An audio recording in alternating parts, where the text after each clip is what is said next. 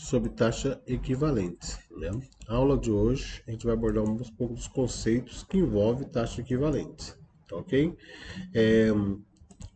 Então hoje eu vou aprender a converter, né, a taxa equivalente a qualquer período. Primeiro eu preciso trazer uns dados para vocês. Eu peguei aqui como exemplo 14% ao ano.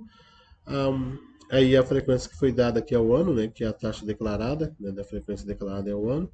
E a que eu quero desejar, por exemplo, aqui eu posso ter ao dia, que eu vou chamar de AD, ao mês, que é a M, né? A B ao bimestre, a T ao trimestre, a Q ao quadrimestre, né? E a C ao semestre. Tá, e aqui eu vou colocar a equivalência cada um deles referente ao ano. Poderia ter colocado já direto aqui, né? Não só para mostrar para você, mas eu vou separar aqui só para vocês enxergarem dedução bem mais tranquila. Ó. Um ano, usando um ano comercial, nós temos 360 dias, né? Um ano tem 360. Um ano tem 12 meses, né? Um ano tem, no caso, 6 bimestres. No ano, no caso, trimestre, né? Tem 4 trimestres. No caso de quatrimestre, ele tem 3 quatrimestres, né? E no caso de semestre, né? Ele tem 2 semestres. E aí eu vou colocar aqui ao A, né? Também só para vocês verem que a taxa vai ficar igual àquela lá que eu vou colocar ao A, que é um mesmo, né? Então, vou utilizar agora aqui, ensinar para vocês nessa aula de hoje, usando a forma, eu calculando, utilizando uma forma, tá? Montar a forma aqui no Excel. Então, primeiramente, o que eu vou fazer? Vou colocar o sinal de igual, vou abrir parênteses, tá? E a forma que eu estou utilizando aqui é 1 mais a taxa declarada elevado ao inverso, né? 1 sobre P, né? Ao inverso do meu período, que no caso é esses valores aqui, que é da minha frequência que eu quero desejar, e menos 1. Então, eu vou abrir parênteses, já abri parênteses, vou colocar 1, mais a minha taxa declarada, que no caso é de 14% ao ano, vou fechar parênteses, elevado, tá, ao meu período, né, ao inverso do meu período. Então, para facilitar isso aqui, eu vou abrir um parênteses aqui, eu vou colocar 1 sobre o inverso do meu período. Quando é que está meu período? Nesse caso que eu estou calculando aqui, desse primeiro aqui, que é o transformar 14% equivalente ao dia, então vou usar essa aqui, fórmula aqui. Vou fechar parênteses e vou dar observe que você vai observar que esse valor aqui deu um valor de forma decimal. Eu vou aqui colocar de forma percentual, tá? E a importante aqui nessa forma, pessoal, e muito importante, quase que eu já ia esquecendo, eu tenho que tirar menos 1, né, que é tirar o 100%, menos 1. E aí eu vou obter 0,4%. Então, 14%, né, a taxa nominal de 14%, se eu for querer achar a taxa equivalente dela ao dia, é 0,4%. E assim eu faço com os demais. Vou praticar mais uma vez para vocês enxergarem como que se faz, para vocês poderem construir isso aqui. Sinal de igual, abro parênteses, 1 mais a taxa desejada, que não, declarada aqui no caso 14%, fecho parênteses, elevado ao inverso do meu período, tá? Que no caso desse caso aqui é 12.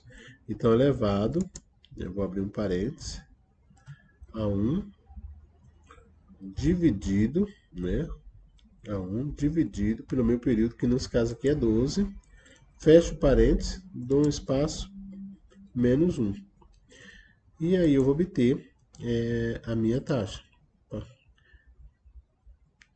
E 1 sobre D4, isso. E aí eu apertei menos. E aqui observe que também deu um geral. Eu vou só colocar toda a célula aqui que eu vou utilizar já em porcentagem para não ter essa dificuldade aqui. Não...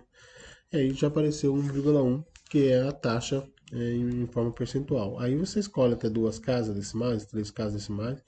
E assim eu faço com todos os outros. 1 mais a taxa declarada, que é 14, fecha parênteses, elevado a 1 sobre o inverso do período, ou seja, 1 sobre P. Então, professor, se eu estiver fazendo todas essas conversões aí eu tenho que montar toda hora essas formas, se for querer saber todos os períodos ao mês, ao mês, você tem que fazer uma por uma, não.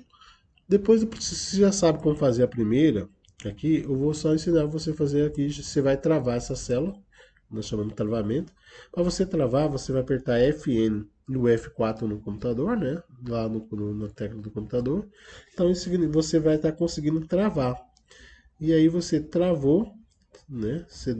Aí você já pode coisar, que ele vai ficar travado. Aí você só vem aqui, ó, faz o arrasto. Tá? Puxar aqui, deixa eu puxar aqui. Voltar aqui um pouco. Cabelo. Aí você vai aqui e puxa, faz o arrasto. Aí você tem todas as taxas equivalentes. Pode fazer o arrasto, certo? Ela não travou aqui. Deixa eu travar aqui. Apertar FN. Aí F4. Né? E aí agora tá. Agora eu consigo fazer. Agora observe que quando eu clico aqui, vai aparecer o cifrão antes da célula e depois da célula, né? Aí significa que ela travou. Aí pronto, eu posso vir arrastar. Aí obtém todas as minhas taxas. Então já está prontinho para vocês. E aí, pessoal, aqui o que acontece? Se eu for calcular o montante aqui, ele não vai mudar. Se eu usar aqui como exemplo R$ 1.000, né? Como exemplo aqui, colocar na forma de dinheiro, né? De contábeis. E aí, se eu quiser calcular o montante, o montante vai ser o mesmo para todas as fórmulas, tá?